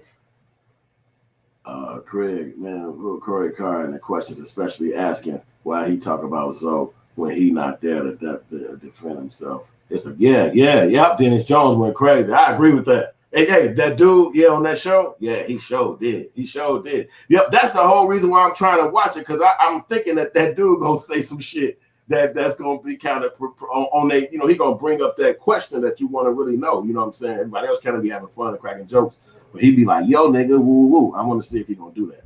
Zoe is good on Grady podcast, and he was on Craig's before. It was a good show. Okay, Robert T. I ain't peeped them. I'm gonna have to go run back and see about them. Oh, I think he was on a dude's show before the problem, because I think he was on the Grady show before the situation and shit. Yeah. Okay, dope, man. Hey, I appreciate you, boy. CJ, have a good one, my nigga.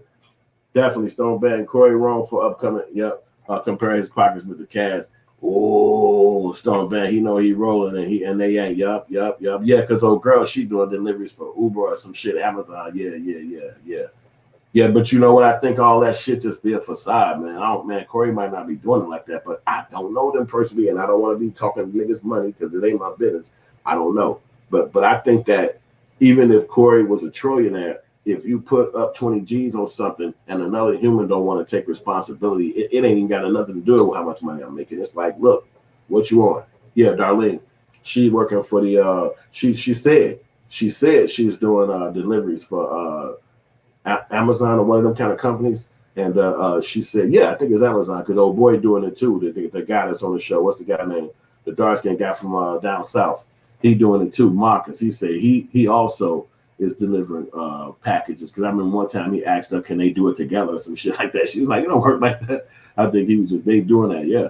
Yeah. So it's life. I mean, you know, LA is, man, it's way more expensive than any other place in this country.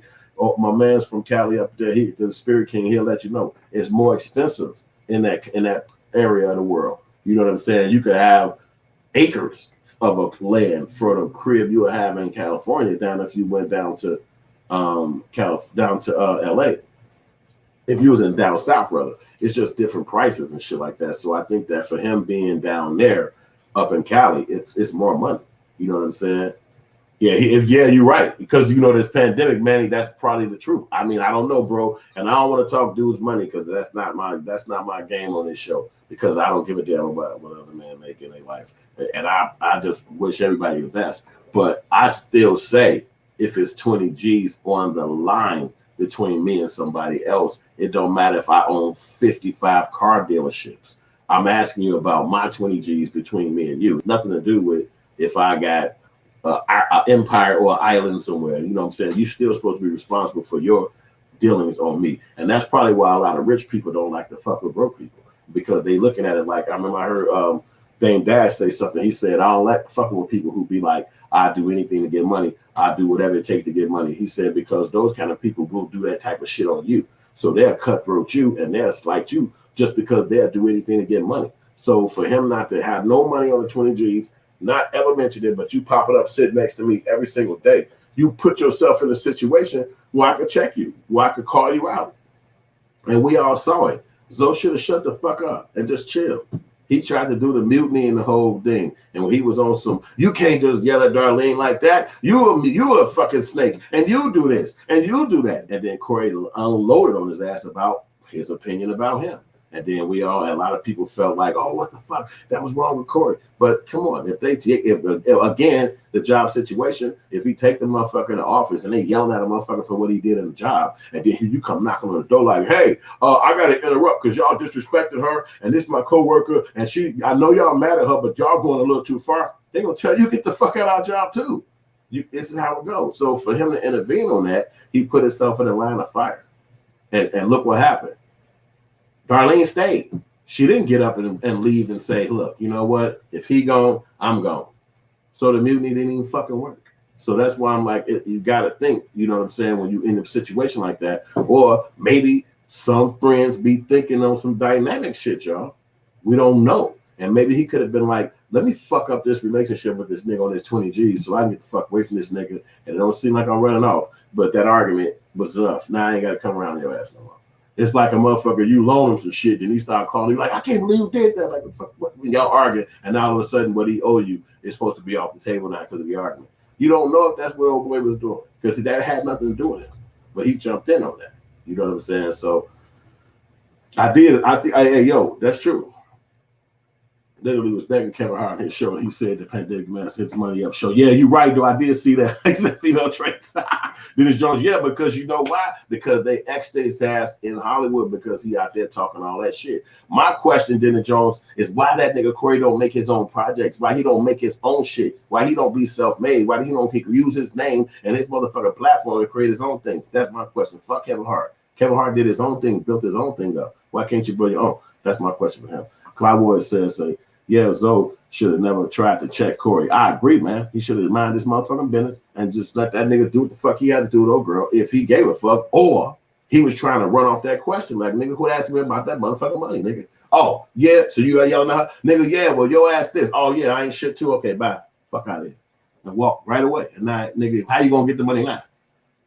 See, that's what Corey put himself in this line of fire of being like, because as soon as you say something to the nigga, he just gonna grab his motherfucking ball and leave the court. Oh yeah, so y'all gonna choose it? Y'all fuck that. Y'all ain't gonna choose me in the game. I'm out this bitch. You run a risk of that. But then Corey put himself at the risk of that boy coming back on the law firm.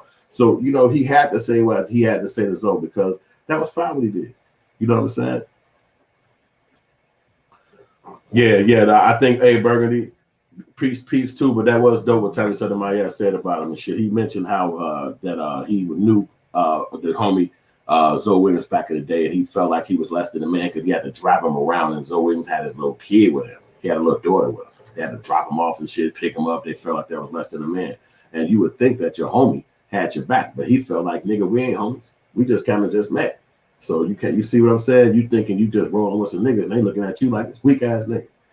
These dynamics, you can't fix that. You can't make somebody think a certain way about you. But them first impressions, they're going to lock in on that. And anything else that go wrong, they're going to be looking at your ass like, well, yeah, nigga, that's like that because of this. You know, what can you do? Me too. I would have needed my 20 racks too, man. I don't know, Tasha Hunt. I don't know if Corey is partially responsible for that because you can't control what another grown man do. He couldn't have stopped him from fighting that guy. Well, I think he defended both of them too, bro, because they was yelling at her. He was yelling at Darlene about Grady. So I think he kind of defended both of them, Derek. I think he was kind of defending them both. Hey, I appreciate that, Brian. As C. Garrett said, Corey knows Zoe ain't gonna be able to pay him back. And I guess, well, you know, you should probably fade up off somebody if you owe them that kind of paper or they spent that kind of money on you. And like I said, tell them don't ever mention that shit to you again. It's like you gotta kind of lock in at your point. Is it okay to just bust me out of the party? Is it okay to just call me out in front of girls? Is it okay to disrespect me in front of the fucking world on the internet? Or if you say some shit to me out like that in front of the internet or anybody, I'll knock your motherfucking ass out and shit who you call yourself. You have to determine how you're going to be in that friend. If in that friendship, if you're going to be the subservient buddy, the guy that's a gangster, however you feel, if you're going to be the person that can disrespect, or the person that's going to, talk shit, if it come down to that, what you going to be? My lady told me about a situation with her sister, right? So her sister and her friends was riding out of town and they were driving on the highway, right? So they females. So I guess I'm not a female. I'm assuming from the story that they had to pee in a cup some kind of way, right? So my sister's little sister is in the back seat.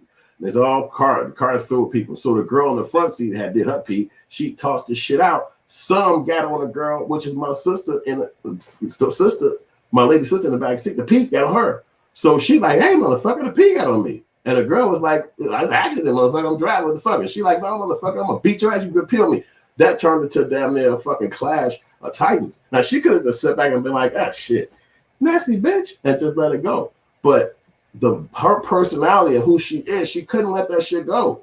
You fucking accidentally got some fucking pee on me when they parked this car and fucking try to kill you. And the girl in the front like, we're going 90. I'm trying to throw the shit out the fucking wood. This is a situation where you got to determine who you are. Are you going to let this shit just be a little shit on you or you douse it with some water? Or when the car parked, are you going to knock this motherfucking bitch and yank her fucking head out of here? You have to determine who you are in the personality of that friendship. Is the girl going to be able to apologize to you before the car park, calm you the fuck down and be like, it's my fault? Are you going to take a pee in the cup and dump that shit on that bitch head and be like, my fault? The car's going 90 miles an hour. What the fuck you going to be? These dynamics is up to you. It's not up to nobody watching you. It's not up to anybody else. It's literally up to you. So you got to determine that. And from what we all saw, that guy, Zoe Williams, is a little soft kind of guy. He's not going to fight back. He's not going to yell back unless you either drunk or can't defend yourself or somebody he been knowing for a long ass time who technically ain't going to even really fight you. But if it's a motherfucker who pulling your fucking card right as we sitting right here, then he going to come up with another reason why it's okay. Man, you know what? Let me just grab my jacket and get the fuck up out of here. That don't even mean he a bitch ass nigga. That just mean that he determined who he's gonna be in that friendship, and that's what it is. He decided it. Like, okay, I'll be the bitch. So that's what it is, and that's what the fuck it is. So Yeah. Because but you know, even still, but I think Tasha Hunt, the reason why he put that interview up there, the reason why he put that lawsuit up there is because he got an image. Ari Spears is a funny ass comedian that's just motherfucking is funny. So yeah, you ain't gotta like him, and Corey Holcomb ain't gotta be his best friend, but he still got a fucking family to feed. He still got fans and shit. So yeah, he gotta put a suit out there just to show that, hey, y'all jumped me at a fucking party. What the hell is going on with that? Because he get the excuse of I'm drunk. Well, I'm just a comedian and all this. So I feel like this. Zoe Williams would have had 100% more for me respect if he would have just stole on Corey. I know it sounds crazy. I know that shit sounds dumb as hell.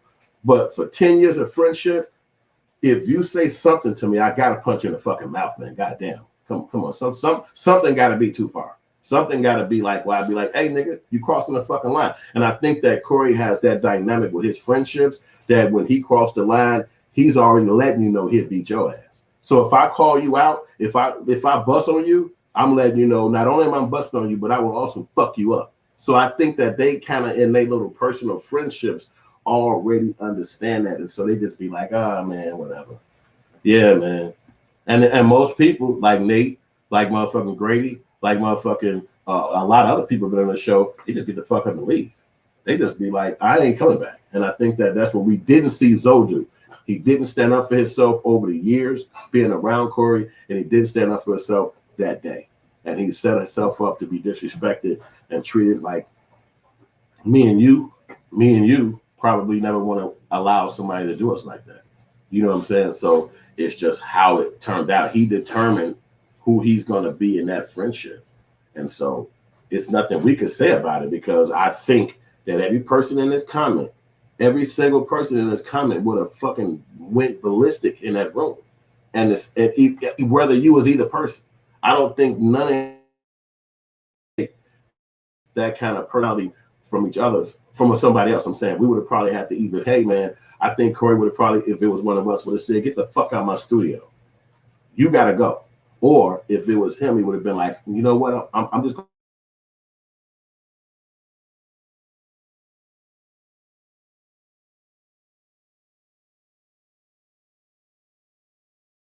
I don't know if it's coming back. Or okay, it looks like it is coming back. So it's coming back. Let me read one of these comments real quick. Mad Spin said, no, okay, Mad Spin said, what do you say? He came back. Zoe just can't afford punching anyone. Yeah, you're right. Because his heat fucked everything up doing that shit. Black Warrior Spirit said, Corey is a great comedian and businessman and should stick with the comedy entertainment and leave the gangster shit alone, in my own opinion. I agree. That's true too, because he did. But you know, I don't think he tried to do gangster shit outside of his own personal friendships. That was a real personal friendship. We just really saw it play out in front of our face. But that was really their personal friendship. Kadani, the way Corey was talking, it seemed like he would have pulled out a goddamn. So if it dressed it on the show following week, yeah, 100. You never know. You never know. Shit. Corey would have said, what the fuck? All right, y'all. I don't know if my shit is crashing some kind of way. It look like it stopped on me, man. I don't understand how it works, and I'm learning. Is it going? Okay, it's still going. It's still going. It said, Dennis Jones said, the way Corey's talking, see, okay, I got that. What Dennis Jones said. Where I'm from, growing up in the 80s and the 90s, Corey would have been rumbling soon as he said he was. He wasn't. Harris wasn't. Yeah. Hey, that's all 100,000 too. Because when Corey was like, I ain't Aries, it was nothing else left to do. Literally, it was nothing else left to do. That's what the fuck I ain't Aries mean. And the fact that he didn't want no smoke at that point, it show you who the guy is. He's maybe want to take advantage of people who he has an advantage over. But if you really bring smoke to that nigga, he don't want. He go back into the. I think that nigga's like, you know what? I got it. I think Zoe Williams is the superhero. On one side, he's like this motherfucker trying to save relationships and fix things, and on the other side, he's this deadly motherfucking killer who walking around at any moment can blow up at your motherfucking ass, unless you got that goddamn it on your ass. Then he fake goddamn it quick to the motherfucker. You know what I'm saying? So that's the funny shit, man. But it's the truth, though. You know what I'm saying? I think Corey just scared his ass, really. Shit. Yeah, but he did egg it on, but that's the kind of shit he on. That's the type of shit he doing, even if it wasn't a fight. He always trying to egg some shit on and get motherfuckers going and talking shit. That's the whole reason why he do the show. And that's why Zoe Williams shouldn't even had his ass back on there, because he knew if he owed him that money, that one day he was gonna bust him out. And like somebody said earlier in the comments, he been busting the nigga out the whole time. He was busting that nigga out on that money shit the whole time. And he kept saying, "Man, why you keep bringing it up?" And Corey like, "Nigga, cause I owe you." And he just kept coming back. Yeah. This nigga crazy. I'll read this motherfucker right here. This nigga Stone Ben said, "I expect Zoe Williams to humble himself and admit his wrongs tomorrow. And I accept Jesus Christ's quarantine." Like Trump, never owning up on his wrongs. Yeah, that's true though, but it is a Corey Holcomb show, so he get to be on there and be all any kind of way he want to. And the motherfucker shouldn't fuck with him though. Like if motherfuckers think he lied, that's what he was saying to Zoe at the end. Nigga, if I'm a hypocrite, why you fucking with me then? This is the question. Why the fuck you fucking with me if I'm a hypocrite? Why you rocking with me? Why you over here? So I think that's why he ran him off. Like, nigga, get your ass away from me, man. Yeah, probably not, Tasha. Yeah, he probably didn't want that smoke because Corey didn't do shit either. Matter of fact, if you think about it, Corey said, "Fighting ain't what the fuck you want." He said that like twice. And then he said, "Because my brother, we too old for that." That's what Corey said. "We ain't going outside. There ain't gonna be no outside." Corey started trying to diminish that shit, trying to say, "I'm trying to calm you down." To him, "You always get pissed off, but I'm trying to calm you down." And Corey started saying that at the end. So, you never know, man. We talking all this shit about what they would have did and what we would have did. But I think that's what makes this shit funny as a motherfucker. That's what we saw a triple OG. And Black Warrior Spirit say, "True, I'm a triple OG," and didn't want too much talking. And we didn't do too much talking. When it came to money being old friends or not, everybody got checked when necessary. Ooh, yeah, and that's real shit though, because you think about it, here we got a goddamn pandemic, and we don't know their friendships. We're just looking on the outside. We don't know their friendships. That nigga Zoe could have been walking around talking about some, "Hey boy, I just bought this bitch this ring, nigga." Man, she sitting up here talking about some, "It's too little. You got to go get the other one. This is just about 3 G's more." And you sitting back like, "Motherfucker, you owe me this money for this shit, man. I got you, nigga. I'm gonna hit you. But hey, look, when we get back, nigga, let's fly to Miami, boy. They be doing at the strip club, popping out there, nigga. Let's kick it, nigga. I got 3 bottles on me. Fuck Miami. Can I get my money? I got you on the money, nigga. Soon as my lick come, you being sitting up here getting played by somebody. And so we don't know if that's what was happening, if he felt like he was constantly getting played by something. And how many times you going to let a motherfucker play you when you got $20,000 on the motherfucking line? It's not going to be too many times. And if it is too many times, then all of a sudden you start being a bitch ass nigga. Now you a hoe ass nigga. And even if nobody tell you that, your lady could be the one who tell you that shit. Also, this nigga going to Miami and he owe you that $20,000. Ain't that some shit? You said, like, what that mean? Why you even mentioning this shit? Why you listening to us talk? Why you in our conversation? And this could be some shit you don't even motherfucking even want to have to go through. And then you see this nigga again be like, "Man, this bitch really didn't take my ring, man. She really didn't take my motherfucking ring, man. Nigga, fuck that motherfucking ring, nigga. My bitch going crazy on me over that fucking money. I got her, man. Let me talk to her. Call her. Let me talk to her." This is how fucking friendships be going. And you know this shit, man. So I ain't saying these things happen, but this how friendships be going. And you sitting your ass up here trying to be like, "How the fuck do I tell this nigga I can't afford this other thing? I need some of that money." What you gonna do? So it's up to you. It's up to friendships. It's up to who you decide to be in the friendship and who these other people are who you fucking with. We all got choices to make. We all got to figure this shit out. That's a good example of how friendships can go fucking wrong if you let it. And if you gonna sit there and let it, and that man should have never let that man talk to him like that, but we all can talk all that kind of shit all we want to. We all have been in situations where we should have spoke up for ourselves and we didn't. We've been in situations where we should have just said something and we didn't. It's life. Nobody got hurt. Nobody gonna get hurt. I'm about to jump off of here because I done talked y'all for about a good hour and a half. I'm grateful for everybody that listened, everybody that came on here, man. Y'all dope. So that weakest link, got you, Trey. That was foul, but yeah, man, don't let them words kill you, Trey. They just words. Yeah, but yeah, I agree. On site though, 100, man. It's hard. It's hard, Trey. It's hard, man. it's hard because a lot of that shit we felt that as men, like, man, I forgot. I talked all this shit, but I forgot about that weakest link shit. That was horrible. That hurt. That hurt. But again, it's friendships. They know how to hurt each other. This nigga said some foul shit because he knew how to hurt that nigga. But again, it's friendships. Now, was that, as we like to call, fighting words, or was it you supposed to take it? We got to kind of figure these things out in life, man. You know, I wish all y'all had the dopest friendships, and y'all motherfuckers don't go through this kind of shit. But we all know that ain't life. We all gonna go through shit, and I think so. Cali V, he was scared, but I don't know why though. I just don't fucking know, man. But you know, we don't know what the hell to say, man. So, but we all rocking with this, man. Thank y'all for being on here, man. Hey, I am, bro. I'm finna be back on here tomorrow because I want to talk about it when I'm gonna watch the show. Well, after I watch the show, so I'm gonna try to see about it. You know what I'm saying? If I don't know if I'm going here before the show or after the show, but I want to talk to y'all about it because at the end of the day, we all need to keep this conversation going because these kind of conversations right here stop people from going to grab that thing and going to do that dumb shit out here. Because if you don't understand how to deal with dynamics when you around other humans, the first thing you're gonna do is flip off the fucking handle. Everybody ain't got the same level of skill. I mean, some motherfuckers that go crazy, and we know it ain't. We know it ain't. So some people pick and choose who they gonna go crazy on.